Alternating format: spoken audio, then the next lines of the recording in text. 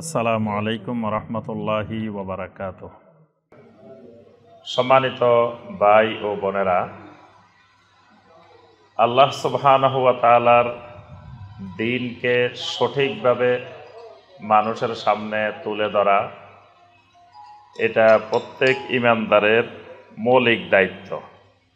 যে প্রত্যেক ঈমানদার সে দ্বীনকে সঠিকভাবে বুঝবে এবং দ্বীনকে সঠিকভাবে মানুষদের সামনে তুলে ধরবে। যার যার জ্ঞানের আলোকে যিনি যতটুকু জ্ঞান অর্জন করতে পেরেছেন ততটুকু মানুষের সামনে তুলে ধরবেন।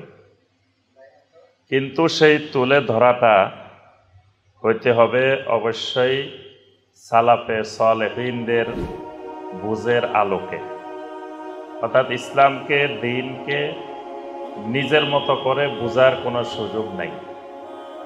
সালাফেরা যেভাবে বুঝেছেন কিয়ামত পর্যন্ত আল্লাহ সুবহানাহু ওয়া তাআলার দ্বীনকে সেভাবেই বুঝতে হবে।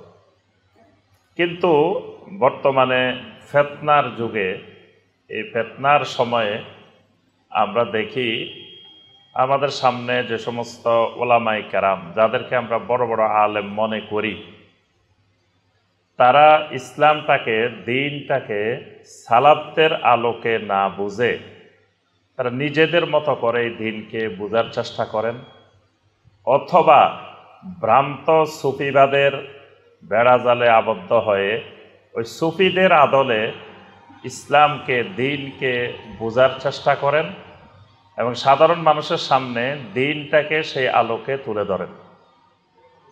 এই কারণে আজকের এই জামানায় ইসলামকে, আল্লাহর দ্বীনকে সালাফদের মানহাজের আলোকে মানুষের সামনে তুলে ধরার জন্য এই দাওয়া ইলাল্লাহর এই কাজ এখন সকলের উপরে ফরজে কিফায়া নাই, এখন ফরজে আইন।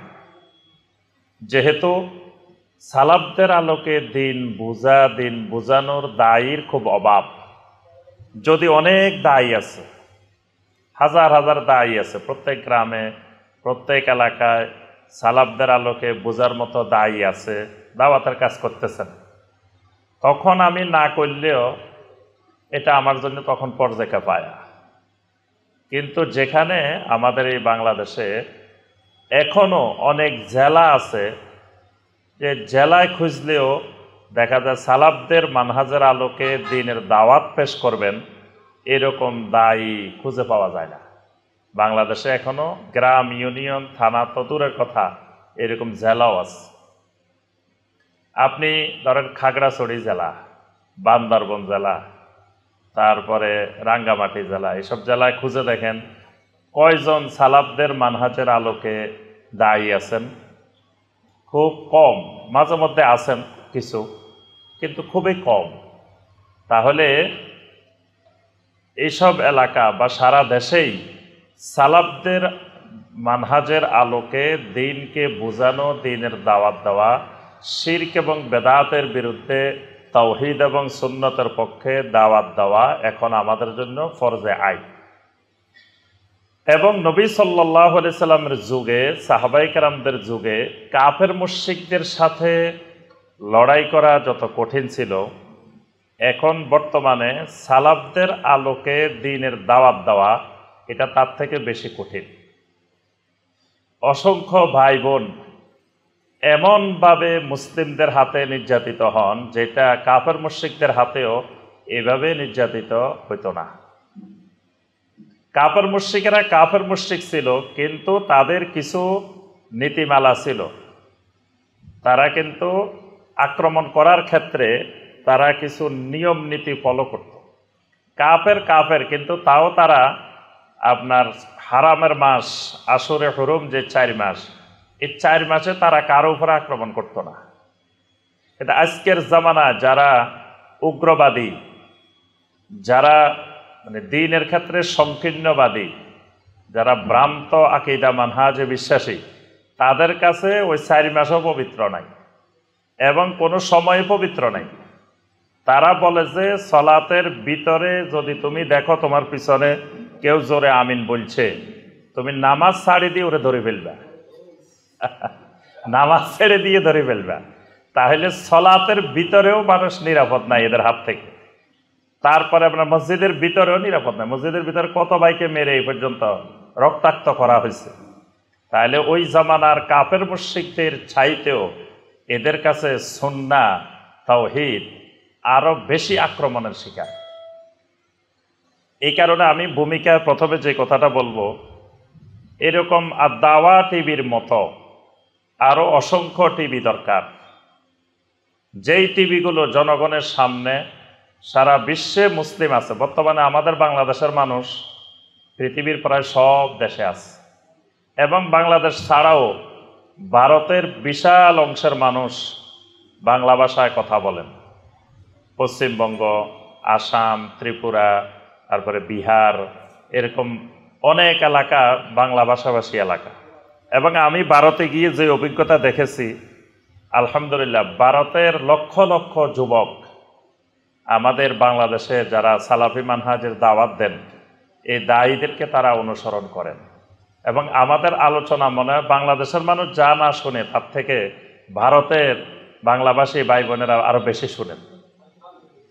আসামের হাইলাকান্দি শহরে আলহামদুলিল্লাহ সালাফি মানহাজের একটি মসজিদ গড়ে উঠছে। তো ওই মসজিদে প্রতিদিন নিয়মিত আমার তাফসির তারা শোনানো হয়। ওখানে টিভি আছে, প্রতিদিন তাফসির দিয়ে বাইরা বসে বসে তাফসির শুনেন। শুক্রবারে আমরা এখানে তাফসির করি, লাইভ ওনারা ওখানে প্রচার করেন। তাহলে ওই বাংলাভাষী ভাই এরকম সারা পৃথিবীর সব দেশে আছে, বাংলাদেশ এবং ভারতের। এই বাংলা ভাষার মাধ্যমে সালাফদের মানহাজের আলোকে এই দাওয়াত তুলে ধরা এখন একান্ত অপরিহার্য বিষয় হয়ে দাঁড়িয়েছে। এই জন্য প্রথমে আমি যেই ভাইয়েরা উদ্যোগ নিয়েছেন এই দাওয়া টিভি করার জন্য, এই ভাইদেরকে আন্তরিকভাবে মোবারকবাদ জানাই এবং আল্লাহ সুবহানাহু ওয়া তাআলার কাছে দোয়া করি আল্লাহ রাব্বুল আলামিন এই দাওয়া টিভিকে কবুল ও মঞ্জুর করে নিন।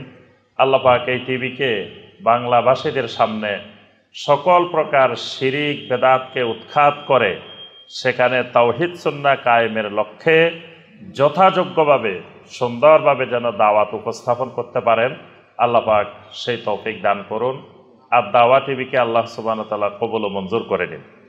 সম্মানিত ভাই ও বোনেরা, তো আজকে সংক্ষিপ্ত সময়ে আমার আলোচনার যে বিষয়, এবার সেই বিষয়ে আসি। বিষয়টা হলো আওয়াইকু ইত্তিবাউস সুন্নাহ, সুন্নত অনুসরণের ক্ষেত্রে প্রতিবন্ধকতা সমূহ, বিশেষ করে আমাদের এই সমাজের আলোকে, আমাদের এই বাংলাদেশ ভারতের বাংলাভাষী ভাই বোনদের সামনে সুন্নত মানতে গিয়ে সুন্নত মানতে পারে না, সুন্নত মানতে চায় মেনে আছে বেদাত, সুন্নত মানতে চায় পালন করে শিরিক। এর কারণ কি? এদের এই যে পারে না কেন, এই কারণটা খুঁজে বের করলে আমরা সহজেই বুঝতে পারবো যে এই অঞ্চলের মানুষ সব সুন্নি হইতে চায়, এটা ভালো দিক। এই বাংলাদেশ ভারতের মানুষ দেখবেন, আপনি যদি জিজ্ঞাসা করেন ভাই আপনি কি সুন্নি না ওয়াহাবি, সবাই বলবে যে সুন্নি। ওয়াহাবি একজনও খুঁজে পাইবেন না এই বাংলাদেশ এবং ইন্ডিয়ার মধ্যে, সবাই সুন্নি। এবং জোর গলায় সবাই দাবি করে যে আমি সুন্নি, আমি আহলে সুন্নাত ওয়াল জামাত। দেখবেন রেজবি বেরলবি যারা আছে সবচেয়ে শক্ত ভাষায় তারা বলে যে আমরা সুন্নিয়ত কায়েম করতে চাই, সুন্নিয়তের ধারক বাহক, আমরা আহলে সুন্নাত ওয়াল জামাত। আবার দেখবেন আমাদের দেওবন্দি আকীদার অনুসারী যে সমস্ত ভাইরা আছেন তারাও বলেন যে আমরা আহলে সুন্নাত ওয়াল জামাত। তারা আহলে হাদিসকে ঠেকানোর জন্য প্রতি উপজেলায় উপজেলায় আহলে সুন্নাত ওয়াল জামাত পরিষদ গঠন করছেন। সারা বাংলাদেশে প্রত্যেকটা উপজেলায় আহলে সুন্নাত ওয়াল জামাত পরিষদ আছে। এই পরিষদের কাজ হলো বছরে একটা দুটা করে সম্মেলন করবে প্রত্যেক থানায় থানায় আহলে হাদিসের বিরুদ্ধে।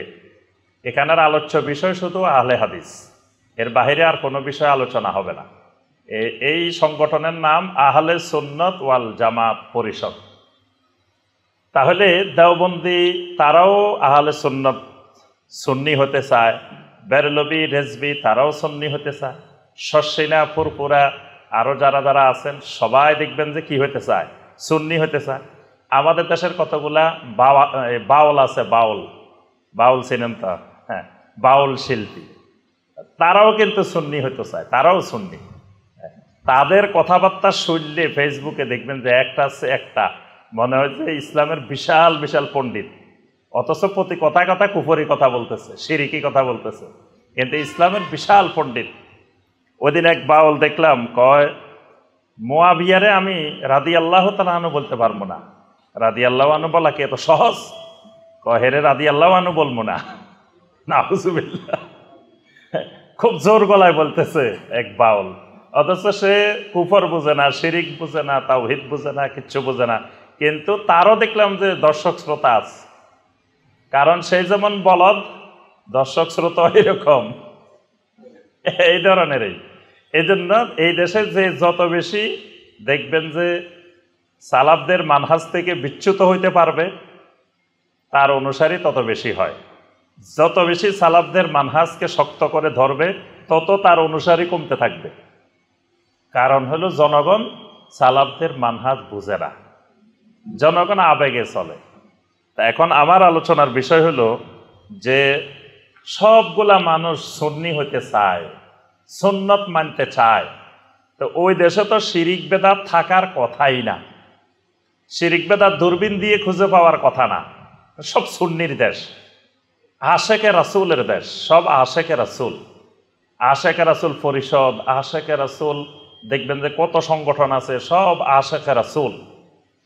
তাহলে ওই দেশে বেদাত এবং শিরিক খুঁজে পাওয়ার কথা না, কিন্তু আমরা দেখি সব সুন্নি আবার শিরিক আর বেদাতে ভরপুর। তাহলে এই মানুষগুলার সমস্যাটা কোথায়? তারা সুন্নি হতে যায় বেদাতি হয়ে বসে আছে, সুন্নি হতে গিয়ে মুশরিক হয়ে, পাক্কা মুশরিক হয়ে বসে আছে। এর কারণ কি? এই কারণটা খুঁজে বের করলে আমরা কিছু কারণ খুঁজে পাই, যেগুলো যুগে যুগে সালাফেরা গবেষণা করে বের করেছেন, এবং সাহাবাই কেরাম থেকে শুরু করে আজ পর্যন্ত যুগে যুগে সালাফেরা মানুষকে এই বিষয়গুলো সম্পর্কে সতর্ক করেছেন যে এই বিষয়গুলো ঠিক না থাকলে সে সুন্নত মানতে পারবে না, সুন্নত অনুসরণ করতে পারবে না, সুন্নতের ইত্তেবা করতে পারবে না। এই বিষয়গুলো সুন্নতের ইত্তেবার ক্ষেত্রে প্রতিবন্ধক। এজন্যই প্রতিবন্ধকতাগুলা সরাইতে হবে। দাওয়া টিভির কাজ হবে যে বাংলাভাষী মানুষগুলা সুন্নি হতে চায়, এদেরকে সুন্নি বানানো। সুন্নি হতে চায় যেন মুশরিক হয়ে না বসে থাকে, যেন বেদাতি হয়ে না বসে থাকে। তাহলে এই প্রতিবন্ধকতাগুলা দূর করাই দাওয়া টিভির কাজ। আর দাওয়া টিভি এই কাজটাই করবে যে এই দেশের মানুষ সুন্নত মানতে চায়, মানতে পারে না কেন, তার প্রতিবন্ধকতাগুলা কোথায়, এই পয়েন্টগুলা বের করে, এই পয়েন্টগুলোর উপরে আলাদা আলাদা সেখানে আলোচনা করা দরকার, সেমিনার করা দরকার, সিম্পোজিয়াম করা দরকার। এগুলো আমি শুধু পয়েন্টগুলো বলবো সংক্ষেপে, কিন্তু এই পয়েন্টগুলো ব্যাপক। এগুলা এক একটা পয়েন্টের উপরে এক একটা সেমিনার হতে পারে, এরকম বড় বড় বিষয়গুলা। এই বিষয়গুলো যতক্ষণ সমাজের মানুষের মধ্যে থাকবে, বা যে ব্যক্তির মধ্যে থাকবে, বা যে পরিবারে থাকবে, যে সমাজে থাকবে, যে রাষ্ট্রে থাকবে, সেই ব্যক্তি, পরিবার, সমাজ, রাষ্ট্র কখনো সুন্নত অনুসরণ করতে পারবে না। সুন্নত মানতে চাইবে, মুখে বলবে সুন্নত, কিন্তু সে বেদাতি হয়ে বসে থাকবে, মুশরিক হয়ে বসে থাকবে। তাহলে আমরা আসি সেই বিষয়গুলা কি কি। প্রথমে আমরা এই প্রসঙ্গে আব্দুল্লাহ ইবনে মাসউদ রাদিয়াল্লাহু তাআলা আনহুর একটা কথা বলি। আব্দুল্লাহ ইবনে মাসউদ রাদিয়াল্লাহু তাআলা আনহু তিনি কুফার গভর্নর ছিলেন, তিনি সেখানকার শাসক ছিলেন কুফা এলাকার। তিনি কুফার মসজিদের খতিব ছিলেন, ইমাম ছিলেন। আবু মুসা আশআরী রাদিয়াল্লাহু তাআলা আনহু তিনিও কুফায় থাকতেন। তো একদিন এটা হাদিসের মধ্যে আসছে, সুনান আদ-দারিমির মধ্যে আসছে, সহিহ সনদে আসছে। তো একদিন আবু মুসা আশআরী রাদিয়াল্লাহু তাআলা আনহু প্রথমে মসজিদে গেলেন, যাই দেখলেন লোকেরা একটা বেদাত চালু করে দিছে। দেখেন তখনও সাহাবায়ে কেরাম জীবিত, কিন্তু সাহাবায়ে কেরামের জীবিত অবস্থায় বেদাত চালু হয়ে গেছে। কিরকম বেদাত? আবু মুসা আশআরী রাদিয়াল্লাহু তাআলা আনহু মসজিদে গিয়ে দেখলেন কিছু মানুষ বসে আছে গোল গোল হয়ে, এখানে কয়জন, এখানে কয়জন, এখানে কয়জন। প্রত্যেক হালাকায়, প্রত্যেক ভিত্তের মধ্যে একজন নেতা হয়েছে, একজন নেতৃত্ব দিচ্ছে। তো নেতা সবাইকে বলতেছে সাব্বিহু মিয়া, 100 বার সবাই সুবহানাল্লাহ পড়ো। তো সবাই কোনে কোনে পড়তেছে সুবহানাল্লাহ সুবহানাল্লাহ সুবহানাল্লাহ সুবহানাল্লাহ। এবং তারা গণার জন্য আপনার পাথর নিয়ে আসছে, ছোট ছোট পাথরও নিয়ে আসছে, এনে গনে গনে সবাই 100 বার করে পড়তেছে। তারপরে নেতা বলতেছে যে কাব্বেরু মিয়া, 100 বার আল্লাহু আকবার বলো, 100 বার এটা বলো। এইভাবে নেতা নির্দেশ দিচ্ছে আর সবাই বসে বসে জিকিরগুলা করতেছে। জিকিরগুলো কিন্তু বেদাতি জিকির একটাও করে নাই। তারা কিন্তু এখানে আল্লাহ আল্লাহ জিকির করে নাই, ইল্লাল্লাহ ইল্লাল্লাহ জিকির করে নাই। তারা বিভিন্ন জিকিরের নিয়ত করে কলা কৌশলে লা বলি এদিকে টান, ইলা বলি এদিকে ইল্লাল্লাহ বলি ধাক্কা, এই জাতীয় কিছুই করে নাই। কাজটা করছে কি, জামাতবদ্ধভাবে একজন ইমামের নেতৃত্বে জিকিরগুলো পালন করতেছে। ইমাম অর্ডার করতেছে আর মুসল্লি আর মামুরেরা তারা সবাই এগুলা পড়তেছে। আবু মুসা আশআরী রাদিয়াল্লাহু তাআলা আনহু দেখলেন যে এখনই বেদাত চালু হয়ে গেছে। তিনি ক্ষোভে রাগে মসজিদ থেকে বের হয়ে গেছে। বের হয়ে গিয়ে আব্দুল্লাহ ইবনে মাসউদ রাদিয়াল্লাহু তাআলা আনহুর ঘরের সামনে বসে আছেন। আব্দুল্লাহ ইবনে মাসউদ রাদিয়াল্লাহু তাআলা আনহু যখন ইমামতি করতে আসবেন, বের হয়ে দেখেন যে আবু মুসা আশআরী রাদিয়াল্লাহু তাআলা আনহু বসে আছেন। জিজ্ঞাসা করলেন, কি ব্যাপার, আপনি এখানে বসে আছেন এতক্ষণ ধরে? বললেন যে আমি মসজিদে গিয়েছি, গিয়ে দেখলাম লোকেরা বেদাতে লিপ্ত হয়ে গেছে। যেহেতু আপনি শাসক, আপনি এখানের গভর্নর, এই জন্য আমি তাদেরকে কিছু বলি নাই, আপনি তাদেরকে বিষয়টা সম্পর্কে বলবেন। আব্দুল্লাহ ইবনে মাসউদ রাদিয়াল্লাহু তাআলা আনহু রাগে ক্ষোভে গিয়ে দেখলেন এরা এই বেদাত করতেছে। তখন তিনি তাদেরকে বললেন, ওয়াইহাকুম উম্মাতা মুহাম্মাদিন সাল্লাল্লাহু আলাইহি ওয়াসাল্লাম, হে উম্মত মুহাম্মদ ইসলাম, তোমাদের ধ্বংস হোক। এখনো আমার রাসূল যেই প্লেটে খানা খাইতেন ওই প্লেটটা এখনো ভাঙ্গে নাই। আমার রাসূল যেই পোশাক পরতেন সেই পোশাকগুলো এখনো পুরাতন হয় নাই। আমার রাসূল যেই বিছানায় শুইতেন সেই বিছানা এখনো নষ্ট হয় নাই। আর এরকম অবস্থায় তোমরা তাড়াতাড়ি ধ্বংসের দিকে চলে গেলে। তাহলে আব্দুল্লাহ ইবনে মাসউদ আর আবু মুসা আশআরী খালি দেখছেন যে গোল হয়ে বসে একজনের নেতৃত্বে সুবহানাল্লাহর জিকির করতেছেন, আল্লাহু আকবারের জিকির করতেছেন, আলহামদুলিল্লাহর জিকির করতেছেন, লা ইলাহা ইল্লাল্লাহর জিকির করতেছেন। এটাকে বলতেছেন তোমাদের ধ্বংস হোক, তোমরা এখনই ধ্বংসের দিকে চলে গেছ। যদি তারা দেখতেন এই উম্মত আল্লাহ আল্লাহ জিকির করতেছে, জিকির করতে করতে লাফাইতেছে, বাঁশ ধরে ধরে উপরের দিকে উঠে যাচ্ছে, এই উম্মত গান গেয়ে গেয়ে নেচে নেচে জিকির করতেছে, শাহ আলী বাবা, কেল্লা বাবা, জালালি বাবা, অমুক বাবার নামে জিকির করতেছে, তাহলে সাহাবায়ে কেরাম কি করতেন? আল্লাহু আকবার। বিষয়টা চিন্তা করলে দেখেন, তারা সুবহানাল্লাহর জিকির করছে, আল্লাহু আকবারের জিকির করছে, একটা শব্দ বেদাতি জিকির করে নাই। কিন্তু সামান্য একটু জিকিরের পদ্ধতির মধ্যে তারা সুন্নত বহির্ভূত দেখছেন, দেখে বলছেন ওয়াইহাকুম উম্মাতা মুহাম্মাদিন সাল্লাল্লাহু আলাইহি সাল্লাম, তোমাদের ধ্বংস হোক। কাম আসরাউ হালাকাতিকুম, তোমাদের ধ্বংস কত দ্রুত চলে আসলো। তখন লোকেরা কি বলছে, সুন্দর একটা কথা বলছে। ওই লোকগুলা বলছে যে আব্দুল্লাহ ইবনে মাসউদ, মা আরাদনা ইল্লা বিখায়র, আপনি আমাদেরকে এত দমক দিতেছেন কেন, এত বকাবকি করতেছেন কেন? আমরা কি এগুলা খারাপ উদ্দেশ্যে করছি? আমরা তো এগুলা ভালো উদ্দেশ্যে, নেকির উদ্দেশ্যে, ভালো নিয়তে, সহি নিয়তে এই কাজগুলা করছি। আপনি আমাদেরকে খারাপ বলতেছেন কেন, ধ্বংস বলতেছেন কেন? এটা তো মা আরাদনা ইল্লা বিখায়র, আমরা তো কল্যাণের উদ্দেশ্যে, ভালোর উদ্দেশ্যেই বলছি। তখন আব্দুল্লাহ ইবনে মাসউদ রাদিয়াল্লাহু তাআলা এমন একটা জবাব দিয়েছেন যেটা কিয়ামত পর্যন্ত এক যুগান্তকারী, বেদাতের বিরুদ্ধে এক যুগান্তকারী জবাব। আব্দুল্লাহ ইবনে মাসউদ রাদিয়াল্লাহু তাআলা বললেন, কাম মুরিদিন লিল খায়রে, কত ভালো কাজের নিয়তকারী, ভালো উদ্দেশ্যে কাজ করে, ভালো নিয়তে কাজ করে, কিন্তু লা ইউসিবা, কাম মুরিদিন লিল খায়রে লা ইউসিবা, কত মানুষ ভালো উদ্দেশ্যে কত কিছু করে কিন্তু সে তা পায় না, মানে ভালো পায় না। নেকির উদ্দেশ্যে করে, নেকি পায় না। জান্নাতে যাওয়ার উদ্দেশ্যে করে, জান্নাত পায় না। শাফাআতের উদ্দেশ্যে করে, শাফাআত পায় না। তার উদ্দেশ্য সৎ। দেখবেন যত আশেকে রাসূলেরা যত শিরিক করতেছে, বেদাত করতেছে, নিয়ত কিন্তু সহি।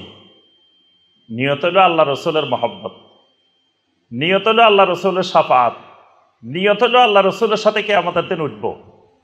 কয় চাই না বেহেশত, ভয় পাই না জাহান্নাম, আমার কপালে লেখা আছে নূর নবীজির নাম। এ জান্নাত চায় না, জাহান্নামের ভয় পায় না। কারণ কি? তার কপালে নূর নবীজির নাম লেখা আছে, সে আশেক রাসূল। তাহলে তার উদ্দেশ্য কত সৎ। তারপরে যে ফির ধরছে তারা জিজ্ঞাসা করেন, বাবা পীরের কাছে যাও কেন, পীরের জন্য সব দিয়ে দিচ্ছ কেন? সে বলবে, পীর আমার কিয়ামতের দিন আমার উকিল, আমার ব্যারিস্টার, আমার জন্য সুপারিশ করব। তার উদ্দেশ্য কত ভালো। যে কয় দেখো রাজশাহী কোর্টে বিচারের জন্য গেছ, আসামি কথা বলতে পারে না, এখানে তোমার উকিল লাগে, উকিলে কথা বলতে হয়। আল্লাহর আদালতে বিচার হইব, তুমি আসামি, তুমি কথা বলবে কেমনে? তোমার পক্ষে ফির সাহেব লাগবে, উকিল লাগবে। এজন্য তারা এটাকে ফরজ বানাই নিছে, যেটা ফরজ ধরতেই হইব, না উকিল ছাড়া কিয়ামতের ময়দানে কেমনে তুমি দাঁড়াইবা। অথচ এটা শিরক, এটা কুফরি।